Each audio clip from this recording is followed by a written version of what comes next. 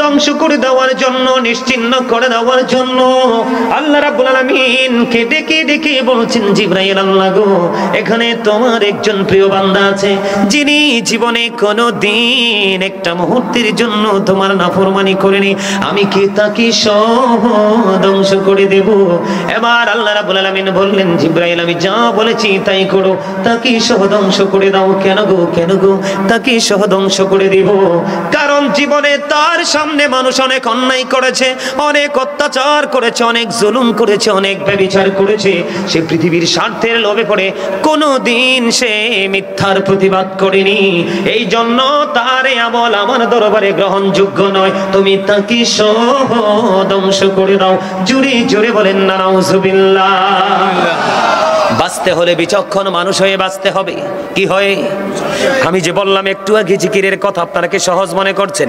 আমরা বসে বসে জিকির করছি বন্ধু রাজা ছাপিতলা গ্রামে, আর আল্লাহ রাব্বুল আলামিন আল্লাহ রহমতের ফেরেশতা নিয়ে আমাদের জিকির করছে। তাহলে এই জিকিরটাকে আমাদের করা দরকার না ছাড়া দরকার?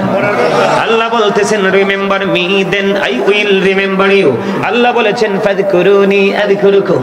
আল্লাহ বলেছেন তোমরা আমাকে স্মরণ করো, আমি তোমাদেরকে স্মরণ করব।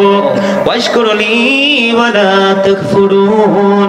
আল্লাহর প্রতি কৃতজ্ঞ হও, অকৃতজ্ঞ হইও না। সকাল থেকে বিকেল পর্যন্ত চোখটা মেললেই শুধু দেখি অকৃতজ্ঞ মানুষের চেহারা। কথা বলেন না কেন? তা আমরা যে ভালো আছি, কপাল গুনি আছি কেন জানেন? নবী যখন চলে যাচ্ছিলেন তখন আল্লাহকে বলছিলেন, আল্লাহ আমি চলে যাব কিন্তু আমার গুনাহগার উম্মতের দায়িত্ব কে নিবে? আল্লাহ বলেছিলেন, হাবিব আমি নিলাম। এই কারণে আজকে বেঁচে আছেন। আর না হয় এই যুগের মানুষ যত অপরাধ করতেছে, ওই অন্যান্য নবীদের জামানার মতো সাপ হইলে হইলে, ব্যাং হইলে হইলে, আপনার বাদুর হইলে হইলে, শিয়াল হইলে হইলে, টোলা হইলে হইলে, নাউজুবিল্লাহ বলেন না? আরে আর একটু মহব্বতে নাউজুবিল্লাহ বললো সুবিধা আছে। তাহলে আল্লাহ কয় তোমরা আমার জিকির করো, আমি তোমাদের জিকির করব। তাইলে জিকির দরকার আছে না? আরে জোরে বলেন না। জিকিরটা করতে হবে কেমনে? আল্লাহ বলতেছি, আইয়ুহাল্লাযীনা আমানু যিকুরুল্লাহা যিকরান কাসীরা ওয়াসাব্বিহুহু বুকরাতাও ওয়াসীলা। আল্লাহ ইমানদারদেরকে ডেকে ডেকে বলে তোমরা বেশি বেশি করে আল্লাহর জিকির করো, সকাল টু সন্ধ্যা আল্লাহর পবিত্রতা ঘোষণা করো। কোনো কন্ডিশন আছে কি? কোনো কন্ডিশন নেই। ফাযকুরুল্লাহা কিয়ামান, দাঁড়িয়ে দাঁড়িয়ে জিকির করো, ও কুউদান, বসে বসে জিকির করো, ওয়া আলা সুনুবিকুম, শুয়ে শুয়ে জিকির করো। তারপরেও জিকির বন্ধ করো না। কারণ আল্লাহ রাসূল বলেছেন তোমরা এমন ভাবে জিকির করো মানুষ দেখলে যেন তোমাদেরকে পাগল বলে। জিকির এমন একটা নিয়ামত, প্রত্যেকটা জিনিসকে ক্লিন করার জন্য একটা যন্ত্র থাকে, আর মানুষের মনের ঘরের ময়লা দূর করার যন্ত্র হলো জিকির। সুবহানাল্লাহ কর না? তাহলে জিকিরটা দরকার আছে না? কত দরকার। একটু পরে যখন কবর হাসরে ঢুকবো তখন বুঝবেন যে আসলে এটা কত। জিকির মানে কি জানেন? জিকির মানে হলো স্মরণ করা। যেমন সুবহানাল্লাহ বলা, আলহামদুলিল্লাহ বলা, আল্লাহু আকবার বলা, লা ইলাহা ইল্লাল্লাহ বলা, কাউকে সৎ কাজের জন্য ডাকা, কাউকে অসৎ কাজ থেকে বারণ করা, নামাজ পড়া, হজ করে, এগুলো সব জিকির। ওমা সুবহানাল্লাহ করুন না কেন? এই সুবহানাল্লাহ তো জিকির। বুঝেন না তো আপনারা? এই সুবহানাল্লাহটাও কি জিকির? আবার শোনেন, একটু দুরূদ পড়ছি না? আমি দুরূদ পড়ছি না? দুরূদের কাসিদাগুলোতে প্রত্যেকটাতে আমি ইচ্ছে করেছি, যেহেতু আমাকে দাওয়াত দেওয়ার সময় কবর হাসর বিষয়টা দিয়েছিলেন, এই জন্য আমি চিন্তা করছি যে দুরূদ যখন পড়বো কাসিদাগুলো এমনভাবে পড়বো যেন মানুষের মৃত্যুর কথা এই কাসিদার মাধ্যমে স্মরণ হয়। আপনাদের কি আমার এই কথা থেকে কি আপনাদের যাওয়ার পরপারের যে কথাগুলো কি মনে হয় নাই? হয়েছে না? হয়েছে। এই জন্য একটু মোহাব্বত করে দুরূদ পড়েছি। যেই ব্যক্তি জুমার দিনে রাসূলকে ভালোবেসে মাত্র 80 বার দুরূদ পড়বে, আল্লাহ রাব্বুল আলামিন খুশি হয়ে তার 80 বছরের সগীরা গুনাহ মাফ করে দিবেন। বন্ধুরি আমার, দাইরামি শরীফের মধ্যে এসেছে হাদিস খানা। হাদিসের রাবী হলেন হযরত আনাস রাদিয়াল্লাহু তাআলা আনহু। আমার নবী, আপনার নবী তো জাহানের বাদশা নবী সরকারে মদিনা, তিনি বলে দিয়েছেন কেউ যদি নবীকে ভালোবেসে প্রতিদিন মাত্র 1000 বার দরুদ পড়তে পারো, তাহলে তুমি জান্নাত না দেখা পর্যন্ত তোমার মরণ হবে না। তাহলে দুরুদে জিকিরে কোনো লস আসেনি। রাসূলকে ভালোবাসলেই আল্লাহর ভালোবাসা হয়ে যায়। হক্কানি রাসূল প্রেমিক আলেমদেরকে হাদিস শরীফের মধ্যে এসেছে, রাসূল প্রেমিক আলেমদেরকে আল্লাহর ওলিদেরকে ভালোবাসলেই রাসূলের ভালোবাসা হয়ে যায়। আর রাসূল প্রেমিক আল্লাহর ওলি এবং হক্কানি আলেমদেরকে ইনকার করলেই রাসূলকে ইনকার করা হয়। আর রাসূলকে ইনকার করলেই আল্লাহ কষ্ট পায়। আর আল্লাহকে যারা কষ্ট দেয় তাদের ঠিকানা ওমা আমি কি কইছিনি, কইছি তো আল্লাহ ইন্নাল্লাযীনা ইউযুনাল্লাহা ওয়া রাসূলাহু লা'নাহুমুল্লাহু ফিদ দুনিয়া ওয়াল আখিরা ওয়া আ'আদ্দা লাহুম আযাবান মুহিনা।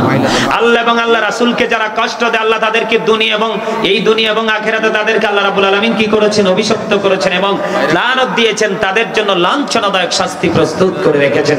তাহলে তাদেরকে কোনোভাবেই কষ্ট দেওয়া যাবে না। সম্মানিত উপস্থিতি, যেহেতু কবর হাসরের আলোচনা, এটা আমি লাস্টে টপিক আকারে একটু আলোচনা করব। তার আগে বর্তমান যে সময়, বর্তমান যে সামাজিক অবক্ষয়, বর্তমানে যুবক যুবকদের নৈতিক নীতি নৈতিকতার অবক্ষয়, তাদের যেই আসলে ম্যাক্সিমাম ছেলেদেরকে দেখলে মনে হয় যে তাদেরকে দেখলে ম্যাক্সিমাম ছেলেদেরকে দেখলে মনে হয় যে তাদেরকে ক্যারেক্টারলেস। আপনারা আজকে টিভিতে দেখছেন কিনা জানি না, ওই যে নোয়াখালী সুবর্ণচরে আপনার সংঘবদ্ধভাবে একজন নারীকে 16 জন মিলে ধর্ষণ করেছে। নাউজুবিল্লাহ বলেন না কেন? আরো জোরে। তারা তাদের পাওয়ার খাটিয়েছে, তারা মনে করছে আমরা তো একসাথে 16 জন গেছি, আমাদের কাছে কেউ আসতে পারবে না। কিন্তু আইন এত শক্তভাবে তাদেরকে পাকড়াও করেছে, আজকে 10 জনের মৃত্যুদণ্ড কার্যকর করা হয়েছে। নিলজ্জের মতো, বেহায়ার মতো দেখছি তার আপন স্বজনরা কান্না করতেছে। যখন ওই মহিলা চিৎকার করছিল, হাহাকার করেছিল, খোলা আকাশের নিচে যখন তাকে ধর্ষণ করা হয়েছিল, তখন তোমাদের চোখের পানি কোথায় ছিল, লুকিয়ে ছিল?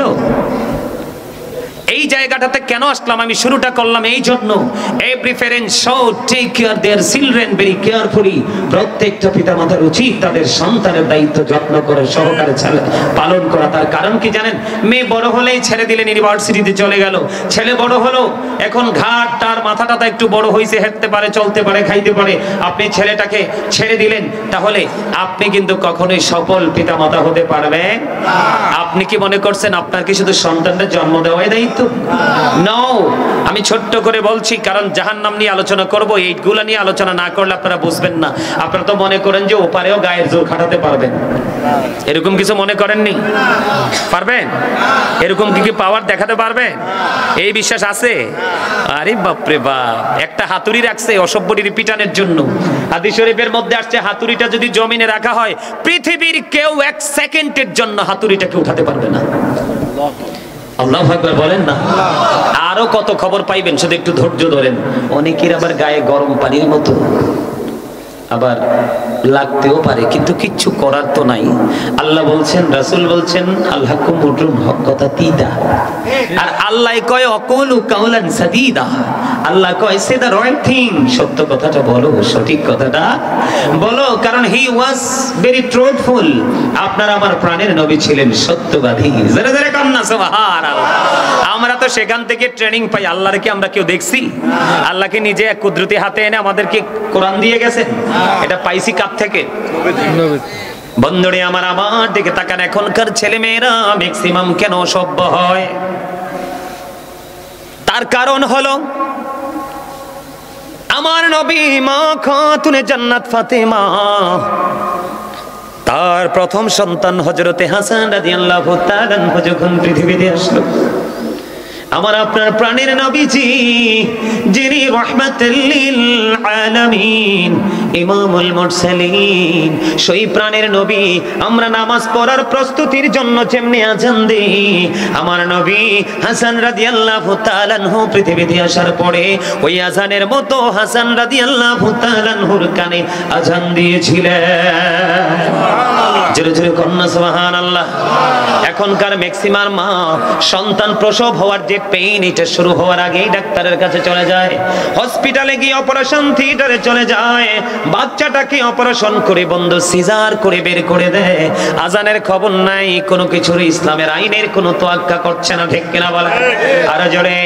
এখনকার বাচ্চা অসভ্য হওয়ার পেছনে ম্যাক্সিমাম প্রথম কারণটা হলো মেয়ের বাড়িতে হয় মিউজিক। ছেলের বাড়িতে এক সপ্তাহ আগে হয় মিউজিক। ও বন্ধু, রাসূল বলেছেন the music and musical instrument will be increased. আল্লাহর হাবিব জানিয়ে দিয়েছে, হাদিস শরীফের মধ্যে এসেছে, কিয়ামতের যে আলামতগুলো প্রকাশিত হবে এর মধ্যে সবচেয়ে বড় ভয়ঙ্কর আলামত হলো, সবচেয়ে নিকৃষ্ট আলামত হলো গান বাদ্যযন্ত্র বাজানো। জোরে জোরে কন্না নাউজুবিল্লাহ। ঢোলের বাড়ির মাধ্যমে দুজন একাকার হলো, বিছানায় যাওয়ার পরে বাবা মার কিন্তু ইসলামের নিয়ম মেনে আলিঙ্গন করতে হবে। একটা বেয়াদব আর একটা বেয়াদবকে দেখে পাগল মাতাল হয়ে গেছে। কি দোয়া পড়তে হবে, কেমন করে স্বামী স্ত্রীর কাছে যাবে, স্ত্রী তার স্বামীর কাছে যাবে, দুইটা কোনো কন্ডিশনই জানে না, ঠিক কিনা বলে? আরে জোরে বলেন না কেন?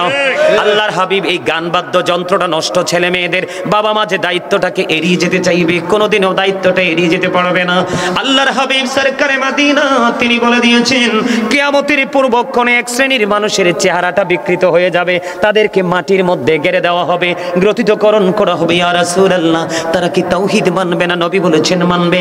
তারা কি রিসালাত মানবে না? নবী বলেছেন মানবে। রাসূল বলেছেন ইয়াসুমুন ওয়া ইয়াহুজ্জুন ওয়া ইউসাল্লুন, তারা রোজা রাখবে, তারা হজ করবে, তারা নামাজ পড়বে। ইয়া রাসূলুল্লাহ, আল্লাহ কেউ মানবে, রাসূল কেউ মানবে, তারা নামাজও পড়বে, হজও করবে, রোজাও রাখবে। এখানে আমি ছোট্ট একটা হাদিস শরীফ আপনাদেরকে যুক্ত করতে চাই, নেবেন তো? আপনি রাসূল বলেছেন কি, রাসূলের কথা সত্য না মিথ্যা? আংশিক যদি সরিষা পরিমাণ কারো সন্দেহ, আপনি মানেন বা না মানেন আপনার ব্যক্তিগত ইখতিয়ার, কিন্তু যদি আপনি বিন্দু পরিমাণ আপনার গায়ে লাগার কারণে যদি আপনি কিন্তু অস্বীকার করেন, আপনার আর মুসলমান থাকার সুযোগ নেই। আমি কি বলছি শুধু মনটা দিয়ে শোনেন, কারণ আমি যে হেডলাইন, ওয়াজের যে হেডলাইনটা দিয়েছি উনি বুঝবেন, আমি যে হেডলাইনটা দিয়েছি আলেমরা বুঝবে, অন্য কেউ বুঝবে না। এই সূত্র ধরে কথা বলছি। তিনি নামাজও পড়লেন, হজও করলেন, তিনি রোজাও রাখলেন। এদিকে বন্ধু দেখেন, আল্লাহ রাসূল বলেছেন আসসালাতুল খামস ওয়াল জুমআতু ইলাল জুমআ ওয়া রমাদানু ইলা রমাদান মুকাফিরাতুল লিমা বাইনাহুন্না ইযা তুনিবাতিল কবাইর। আমার নবী বলেছেন 5 ওয়াক্ত নামাজ পড়লে, এক জুমা থেকে আরেক জুমা পড়লে, এক রমজান থেকে আরেক রমজান পর্যন্ত সুন্দর করে দুই দিকে রোজা রাখতে পারলে মাঝখানের সব গুনাহ কাফারা হয়ে যাবে।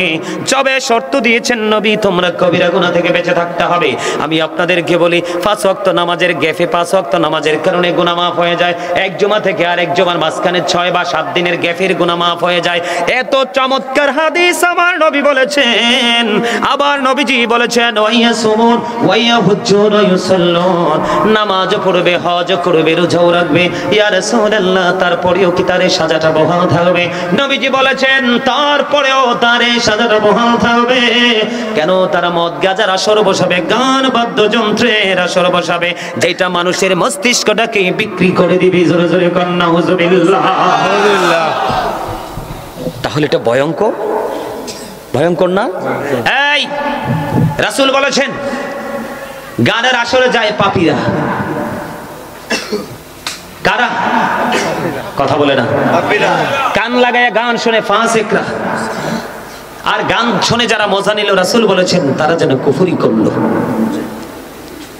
আল্লাহর হাবিব বলেছেন মাঠে পানি দিলে যেমনি ফসল জন্ম হয়, অশ্লীল শব্দ দ্বারা, অশ্লীল মিউজিক অ্যাড করে যখন এটাকে ডিজাইনেবল করে জনগণের সামনে তুলে ধরা হয়, তখন কিন্তু মানুষের মনের গড় সমস্ত নোংরামি উকি ঝুঁকি মারতে থাকে। কথা কন না কেন? এই যে প্রথম আপনার ছেলে এবং মেয়ের বিয়ের একটা ব্যবস্থা করেছেন, দুই বাড়িতে মিউজিক, ইসলাম পুরো, এটা আল্লাহ রাসূল কিয়ামতের আলামত বলেছেন। একটা কারণ। 2 নাম্বার হলো, একটা মা যখন সন্তানটাকে প্রসব করবে, ধৈর্য ধরে একটু ব্যথা সইবে, তার গুনাহগুলি আল্লাহ মাফ করে দিবেন। ও বন্ধু, মা তো এখন অধৈর্য হয়ে গেছে, বাচ্চা সিজারে বের করবে, সিজার করার জন্য চলে গেল, সিজার হয়ে গেল। বন্ধু, এটা আমি কোনো কিছু বলছি না, কিন্তু বলার জায়গাটা হলো সেই বাচ্চার কানে আযান হয়নি, কামত হয়নি। আপনি শুরুটা করেছেন রাসূলের নির্দেশকে অমান্য করে, সেকেন্ড টাইম সেটা আপনি অমান্য করেছেন, আযান একামত দুটোর একটাও দেননি। তারপরে হলো আল্লাহর হাবিব সরকারে মদিনা তিনি বলে দিয়েছেন, যখন তোমার সন্তানটা পৃথিবীতে আসে, 7 দিনের দিন তার মায়ের পেটের চুলগুলো ফেলে দিবা, তার নাম রাখবা সুন্দর কোরআন হাদিসের নামের সাথে নাম মিলিয়ে, এবং যদি পুত্র সন্তান হয় তুমি 1 বছরের 2টা ছাগল দিয়ে আকিকা দিয়ে দিব। যদি তোমার কন্যা সন্তান হয় তাহলে তুমি 1 বছরের একটা ছাগল দিয়ে আকিকা দিয়ে দিবা। হুজুররা যদি বলে আপনার বাচ্চার চুলগুলো তো বড় হয়ে গেছে, কয় ডাক্তার কইছে 3 মাসের আগে ফালানো যাইতো না। জোরে জোরে কন্যা নাউজুবিল্লাহ। ম্যাক্সিমাম ডাক্তার এখন বাংলাদেশে কসাই। আরে কথা কন না কেন? আমার তো প্রমাণ নিবেন? আরে নিবেন প্রমাণ? আমি এক্সাম্পল স্বরূপ বলছি, এদিকে তাকান। আমি আরেকটা ওয়াজে বলেছিলাম, আপনি শুনছেন কিনা জানি না। আমার প্রথম কন্যা সন্তান হয়েছে যখন 2019 সালের নভেম্বরের 19 তারিখ। আমি সেদিন রওনা দিয়েছি প্রোগ্রামে, ব্রাহ্মণপাড়ার মাঝামাঝি যাওয়ার পরে আমি খবর পাইছি যে আমার কন্যা সন্তান আল্লাহ দিয়েছে। অনেক বেশি খুশি হয়েছি, তার কারণ রাসূল বলেছেন যেই বাবা মা দুটো কন্যা সন্তান তার জন্য দুটো জান্নাত বরাদ্দ করে দিলাম। তো আমার বাবুটা হয়েছে বাসায়। আমার ওয়াইফ ডাক্তারদেরকে পছন্দ করেন না, ম্যাক্সিমাম ডাক্তারদের আচরণে উনি ডাক্তারকে পছন্দ করেন না। তো বাবু হলো, বাবু যখন 6 মাস 7 মাস পার হলো, আমি বাবুকে বাসায় আনলাম। আনার পরে বাবুর ঠান্ডা লাগছে। কুমিল্লার সুনাম ধন্য আমাদের শহরে, আপনারা যদি নাম বলে চিনে ফেলবেন, বলবো না, নাম বললে গিবত হবে, তবে আপনারা বুঝে নিবেন। এখন বর্তমানে অনলাইন ঘাটলে দেখবেন ডাক্তার যে মানুষের ইমোশনাল জায়গা নিয়ে কত বড় কসাই চাইতে নিকৃষ্ট কাজ করে। কথা বলেন না কেন? আমার বন্ধুর মা কান্দির পরে তার ব্যবসা প্রতিষ্ঠান, হসপিটালের নাম বলবো না, তার মাকে আইসিইউতে ঢুকাইছে। আমি ফোন দিয়ে জিজ্ঞেস করি আপনার মা কোথায়? কয় আইসিইউতে। কি জন্য ঢুকাইছেন? কয় লাইফ সাপোর্ট। আমি কি এতদিন লাইফ সাপোর্টে থাকে? তখন আমি গেলাম হসপিটালে দৌড়ে। যাওয়ার পরে আমি যখন আইসিইউ বেডে ঢুকলাম, বিশ্বাস করেন তার বুকের উপরে, পোমের উপর শোয় রাখে তো, বুকের উপর একটা চাপ দিছে, মরা মানুষটার পা এবং হাত এক হয়ে গেছে। আমরা তো আলেম, কোরআন কিতাব পড়ছি, আমাদের চোখ তোমাদের চোখের মতো না। সুবহানাল্লাহ বলবেন না? আল্লাহ কয় পৃথিবীতে যত বান্দা আমি বানায়া রাখছি, পাঠায় রাখছি, এর মধ্যে স্পেসিফিক ভাবে আল্লাহ বলেছেন আমি আল্লাহকে যারা ভয় করে তারা হলো হক্কানি আলেমরা। ইন্নামা ইয়াখশাল্লাহ মিন ইবাদিহিল উলামা। আল্লাহ বলতেছেন আপনি আমি না মানলে নাই, আপনি না মানলে নাই। তখন আমি বললাম আপনার আম্মা মৃত্যুবরণ করেছে, আমি ওনার সাথে প্রমিস করেছি, আপনার আম্মা মৃত্যুবরণ করেছে, সবাইকে ডাকেন। ওনার আবার অনেক প্রভাবশালী, অনেক ক্ষমতাধর পরিবার, ভাই বোন সবাইকে ডাকলেন। মা হসপিটালে আইসিইউতে, আশেপাশে সবাই দৌড়ে আসছেন, সাথে সাথে বের করছে, কয় শি ইজ ডেড। আমি বললাম ডাক্তার তুমি এখানে কসাইয়ের মতো কাজ করেছো, তোমার বলা উচিত ছিল শি ওয়াজ ডেড। কথা বলেন ডাক্তার সাহেব, কারণ তুমি বলেছো এখন মারা গেছে, কিন্তু আমি দেখেছি সে আগেই মারা গেছে। তুমি এখানে কিন্তু টেন্সকেও পরিবর্তন করে ফেলেছো, সময়টাকেও তুমি চেঞ্জ করে ফেলেছো। কি সেরে তো টাকার লোভ, এই জন্যই তো কুকুর বিড়াল হয় সন্তান। ম্যাক্সিমাম পুলিশের বাচ্চা দেখবেন একেবারে 100% চরিত্রহীন, লম্পট, হাত বাঁকা পা বাঁকা, কারণ সারা জীবন মানুষের কলিজায় ছুরি চালায়। কথা বলেন না কেন? গত কয়েকদিন আগে ডাক্তার সাহেব কক্সবাজারের দিকে রওনা দিলাম, তো আমাদের গাড়ি কিন্তু সাইডের নিচে ছিল স্পিডটা। তা আসলে এক একটা রাস্তায় কিন্তু সর্বোচ্চ গতিসীমা দেওয়া থাকে, ওই আমরা ওই গতিসীমার দিকে না তাকাইয়া মাহফিলে যাইতে হইব। তো তা আমার ড্রাইভার কিন্তু গতিসীমার দিকে না তাকাইয়া ওই সীমাকে লঙ্ঘন করছে, দাঁড় করাইলো। পরে কনস্টেবল যাইয়া বলতেছে আরে এটা তো গাজী, মানে বড় একজন বক্তার গাড়ি। বক্তার গাড়ি হয়েছে তো কি হয়েছে? পরে নামছি, নামার পর যাই বললাম, কয় হুজুর আপনি বলেন, আপনারা তো বিচারক, সর্বোচ্চ পর্যায়ের লোক, আপনি বলেন তো এটাকে অপরাধ হয়েছে কিনা? আমি কই হ্যাঁ অপরাধ হয়েছে, আপনি কিন্তু চাইলে আমাদেরকে ছেড়েও দিতে পারেন, আমরা দিনের কাছে রওনা দিছি, কারণ আমরা জাস্ট টাইমে না আসতে পারলে মানুষ কিন্তু চেহারার দিকে তাকাই, কথা বলে না। এখন উনি বলতেছে আমার কাছে ফতুয়া চাইছে। কি চাইছে? উনি আমার কাছে ফতুয়া চাইছে, আপনি বলেন অন্যায় করার পরে কি ছাড়া যায়? আমি কই ইয়েস ছাড়া যায়। আল্লাহ রাব্বুল আলামিন অনেক বড় বড় অপরাধীকে তার স্পেশাল কাজের কারণে ছেড়ে দিবে। সাথে সাথে কাগজটা হাতে দিয়ে দিল, দিয়ে আবার বলতেছে আপনারা বক্তারা তো আবার আমরা পিছিয়ে লাগিয়ে থাকেন, চাইয়েন আজকে কক্সবাজারে যাই আবার বদনাম কইন না। তখন বুঝতে পারলাম আসলে আলেমদেরকে সবাই ভয় আর পাওয়াটাই উচিত। আপনি যদি একজন আলেমকে ভয় পান তখন মনে করবো যে শুধু এটা ভয় না, এটা তার প্রতি প্রেম। কারণ আপনি টুপিটা পরে আজকে মাহফিলে যাইতে চাইছিলেন, কিন্তু টুপিটা না পরে চাইছিলেন আরে হুজুরের সামনে কিভাবে বসবো। আসলে হুজুরকে ভয় করেছেন, আরেক দিক দিয়ে কিন্তু মাথায় প্রেম লাগাই দিছেন। সুবহানাল্লাহ বলেন না? তো ডাক্তারের কাছে গেছি আমার বাচ্চা নিয়ে, যাওয়ার পরে কয় আপনার বাচ্চাটা কোথায় হয়েছে? আমি বললাম বাসায়। তো বাসায় রাখলেন কেন? আপনার প্রথম বাচ্চা। আমি বলছি আল্লাহর উপর ভরসা করি। এই বেয়াদবের বাচ্চা আমাকে বলে কয় এখন বাচ্চা ঠান্ডা হয়েছে, আমার কাছে আসছেন কেন? আল্লাহর কাছে ভরসা করে বাসায় থাকতে পারতেন না। আমার মনে কইছে তখন এমন ভাবে চর বসাইতেন, নাস্তিক ম্যাক্সিমাম ডাক্তার। দেখছেন না ফরিদপুরে? দেখেন না আপনারা অনলাইনে? ফরিদপুরে যে মহিলাকে অপারেশন করার পরে এক যুগ চলে গেছে, আইডেন্টিফাই করতে পারে না, পরে কাশি বের করছে না, কথা কয় না কেন? আপনারা কি দেশের খবর কিছু রাখেন না? ব্রাহ্মণবাড়িয়াতে ভালো কিডনি রেখে আরে খারাপ কিডনি রেখে আপনারা এই ভালোটা কেটে বিক্রি করে দিছে আরেক শিল্পপতির কাছে, আপনারা তাদেরকে ডাক্তার বলবেন? আর এখন কিন্তু আরেকটা বেয়াদবি চলতেছে, মানুষের জীবন মরণ নিয়ে খেলা চলতেছে। সম্মানিত উপস্থিতি, আমি আপনাদেরকে বলি, আপনারা যখন এই ডাক্তার থেকে প্রেসক্রিপশনটা নেবেন তখন দেখবেন অনেক কোম্পানির যারা কর্মচারী তারা বলবে যে পিকচারটা দাও, এদেরকে দিবেন না। এদের এই ডাক্তার কি ওষুধ লিখেছে এগুলো নিয়ে আপনার সিনিয়রদের কাছে দেওয়া হয়, তখন সিনিয়ররা কিন্তু রোগী ভালো হবে না হবে সেটা তারা তাকায় না, ওই কোম্পানির কন্ডিশন, কোম্পানির কাছ থেকে তারা কন্ডিশনে কাজ করবে, পুরস্কার পাবে, তখন কি করে তারা ওই ওষুধটা কোম্পানিটা লিখে দেয় যারা তাদেরকে প্রপোজ করে। কথা বলেন না কেন? আরো জোরে। এই জন্য বলছি, আল্লাহ রাসূল বলছে এক সপ্তাহে চুল কামাও, হ্যাঁ বেটা কয় 3 মাস। সলিমউদ্দিনের ফুলা কলিমউদ্দিন অনেকটি আল্লাহরেও মানে না। ওই দেখেন ওই দিন এক প্রোগ্রামে গেছি, কতগুলো বলবো, প্রোগ্রামে যাওয়ার পরে ডাক্তার সাহেব চুল কাটা নিয়ে কথা বলছি, বুঝছেন তো, হাতের চুল যে খাড়া কাটতে রাখছে আমি হারামও দেখছি না। একটু পরে কয় উনি আপনি তো আমাকে মিন করে ওয়াজ করছেন, নাকি বেয়াদব দেখছি, এমন বেয়াদব তো দেখি নাই। আচ্ছা, যেই চুল কাটাটা আমাদের কোরআন হাদিস সাপোর্ট করে না, আল্লাহ রাসূল সাপোর্ট করে, এটাকে বলতে পারি? তারপরে এই যে আমার স্বাস্থ্য ভাই কয়েকটা আমার সামনে এসে বসে জিন্স প্যান্টটা পইরা, নিশ্চয়ই এটা নাবিন নিছে। হেসা না? আরে হেসা কইলো এটা হেসা, না কইলো এটা হেসা। হেসানি ম্যাক্সিমাম জিন্স প্যান্টটা কি নিচে থাকে না? কথা বলো না তোমরা। আমি তোমাদেরকে বোঝানোর জন্য আসছি, তোমাদেরকে ক্রিটিসাইজ করার জন্য আসিনি, তোমাদেরকে বোঝানোর জন্য আসছি। এমনিতে আমার সামনে কোরআন শরীফ খুলতে পারবো না, সময় লাগবে, ওয়াজ আমার অনেক বাকি রয়ে গেছে। আল্লাহ বলেছেন লিবাসুত তাকওয়া যালিকা খায়র। আল্লাহ বলেছে ইমানদার পুরুষের পোশাকের কন্ডিশন এটা ফরজ। এটা কি? উপর দিয়ে থাকবে নাভি বরাবর, অথবা উপরে নিচে দিয়ে থাকবে টাকনোর উপরে। কি এখন তুমি দিন নাভির নিচে উপর দিয়েও রাখছো, নিচে দিয়েও টাকনোর নিচে রাখছো, এই কি মুই হ্যাঁ সঠিক কমু না ব্যাঠিক কমু? কথা কি? ওইখানে অনেক থানার ওসি, সাবেক ওসি, হ্যাঁ মনে করছে ওসি পরিচয় দিলাম সে ভয় পাবো। কই আপনি তো আমাকে মিন করে কথা বলছেন, আমি কি আপনাকে মিন করে কথা বলি না? পরে একজন লেকচারার ছিলেন, কারণ ওনারাই স্টুডেন্টদেরকে ইনস্ট্রাকশন দেয় তো কন্টিনিউ, এবার তো ধরে বসে, আমি তাই এসে পড়ছি, পরে নাকি উনি ধৈর্য এদেরকে ইচ্ছা মতো বলছে, উনি আলেম, ওনার ভাষায় তিনি কথা বলেছেন, তুমি তোমার গায়ে মাখলা কেন? তার মানে তুমি ইসলাম বিদ্বেষী? আমি কোত্থেকে কোথায় গেলাম? এখন কিন্তু আল্লাহর উপর ভরসা করে না। মা ডাক্তারের কাছে গেলে কয় প্রতি মাসে একবার আমার দেখাইও, বাচ্চাদের সাপতে সাপতে একবারে ঠান্ডা করে নাই। কথা কন না কেন? আরো জোরে। এই জন্য বলেছে বন্ধু, মা বাবাকে দায়িত্বশীল হতে হবে, আল্লাহর উপর ভরসা করতে হবে। বলে হুজুর প্রতিকূল অবস্থা তৈরি হলে এটা হচ্ছে আলাদা কথা, যাবেন, তবে লোক দেখে জেনে শুনে যাবেন বন্ধু। এই যে দেখেন আমি একটার পর একটা কথা বলছি, বাবা মার ভুলগুলো। আপনি এক সপ্তাহে বাচ্চাটার মাথাও না চুল কাটলেন না, নামও সুন্দর রাখলেন না, নাম রাখছেন জন্টু, আরেকটা হইছে রাখছেন পিন্টু, আরেকটা নাম রাখছেন বল্টু। কথা কন না কেন? কোরআন হাদিসে নামের কোনো অভাব নাই। আরেকটা নাম রাখছেন রিঙ্কু। কথা কয় না কেন?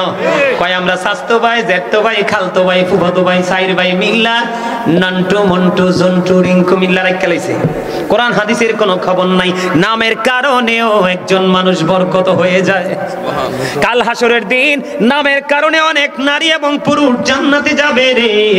ও বন্ধু, নামও তুমি রাখলা না, বাচ্চা চুল দাড়ি পাইকে বিয়ে করে নানাতকুর হয়ে গেছে, এখনো তুমি আব্বা হইছো, মা হইছো, টাকাও আছে, এখনো তুমি বাচ্চারা কি কাই দিলা না, তখন সন্তান তো কখনোই মানুষ হবে না। ঠিক কিনা বলেন?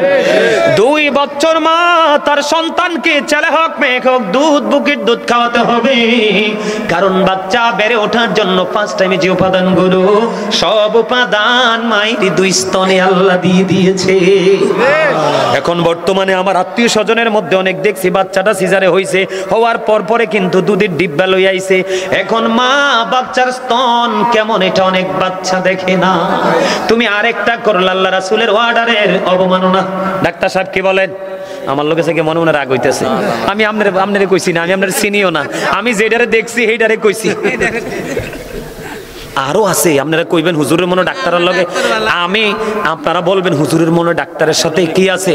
হিংসা আছে। আসলে হিংসা না, যেটা নিজের চোখে প্র্যাকটিক্যালি দেখেছে। আমার মামি মারা গেছে, আইসিইউতে ঢুকাই রাখছে, পরে বের করার পরে কয় মইরা গেছে।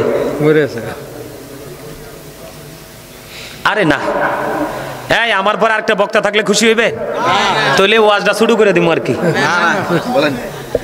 আপনারা সমস্যাগুলো একটু দেখেন, হাসিম খুশি